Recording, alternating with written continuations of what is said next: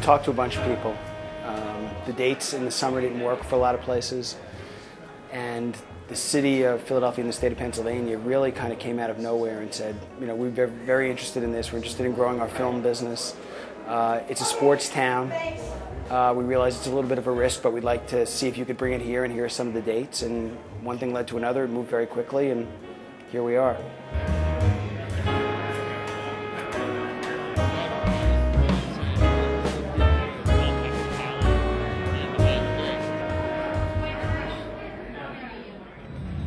I was 2 days away, literally, from shutting it down for this year. I've been playing professional since I was 17. I'm 33 now, so that's almost half my life. It was, once it burned out, but, you know, just, it was kind of like the hell with it.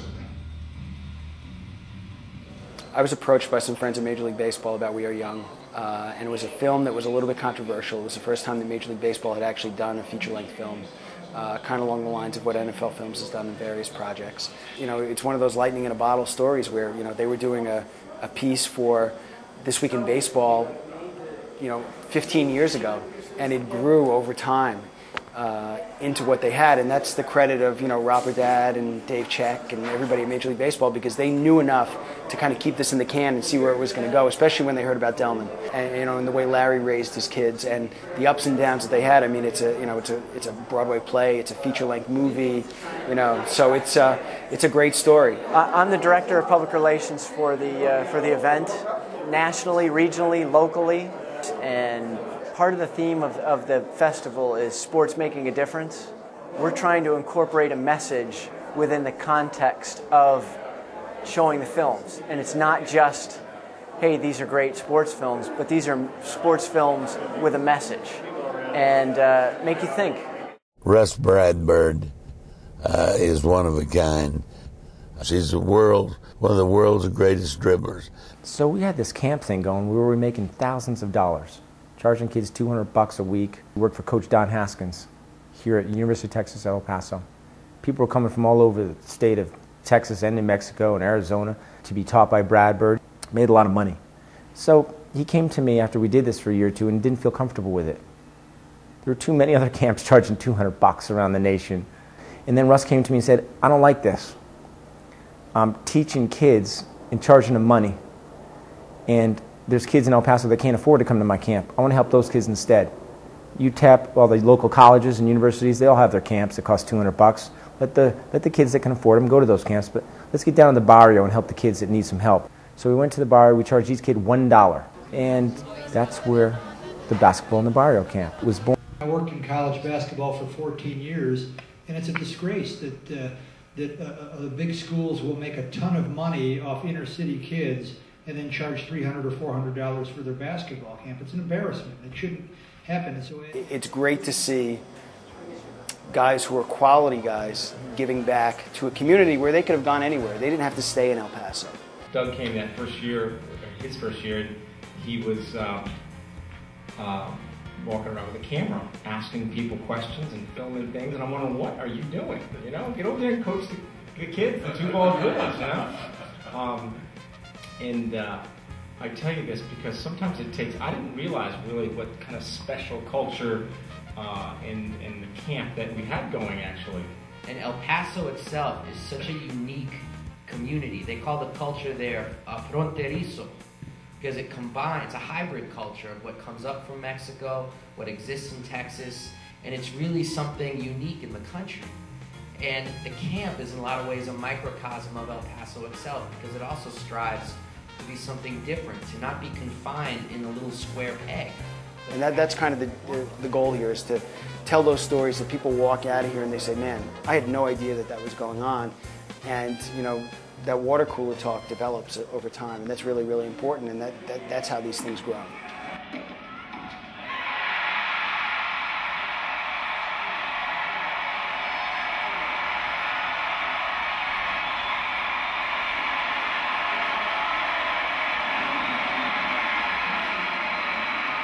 felt vacation more than I've ever felt in my life. There's a part of me that really wanted to lay into the press, you know, and say, after all these years, you guys really couldn't figure me out. You know, you guys never really understood my game. This was a TV show for Tennis Channel, so this event gives it like an extra life.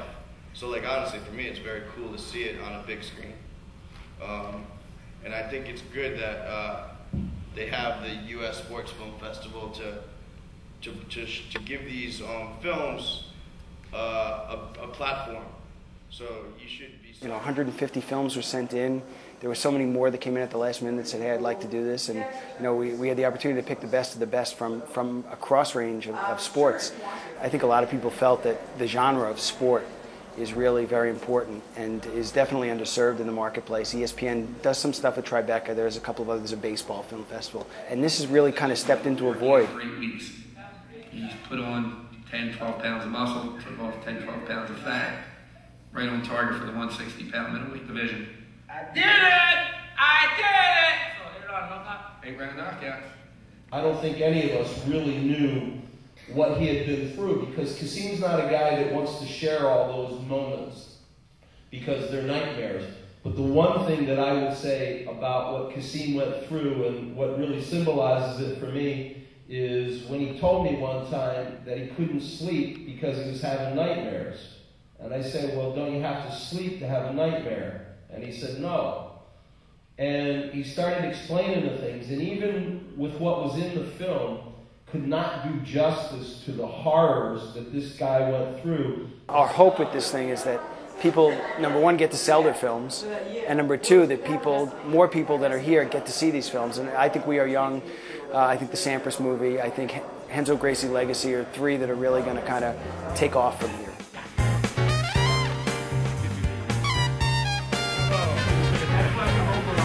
Hey! All right, here we go. David Bell with the festival. Nice to meet you.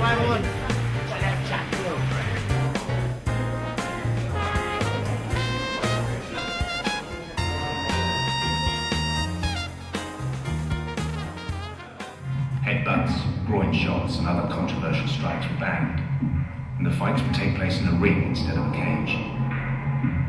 It wouldn't be long before the sport made its mark in the Japanese mainstream. And they say he was 200 pounds. The moment that I clinched with the guy, I was amazed by the strength that the guy had and the difference of weight too. I knew that guy wasn't 200 pounds. Despite all your intensity and passion, I've never seen anyone handle losing better than I saw here in this film. So could you talk a little bit about what the Gracie family and maybe what jiu-jitsu teaches about losing? As I was growing up in my career, fighting in an amateur level, I remember every time I lost, the guy who beat me, I would keep his name in my pocket to make sure that I would fight him again. And he would be cocky and act like he was the man. And as I would, down the path, we would fight again and I would beat him. There was his retirement. And I see this many times. I saw them, once they found, like they were so proud and they believed so much of their art, that once they found the defeat, they couldn't fight again. So who don't need a victory or defeat, I think you learn from both. And that knowledge I pass to my family, to my youngsters, so they get better, and I'll make sure that I'll perpetuate the Gracie name, because the Gracie name means jiu-jitsu name. And this is the art that I represent. To have the inaugural U.S. Sports Film Festival in Philadelphia is just, it's a dream come true for all of us.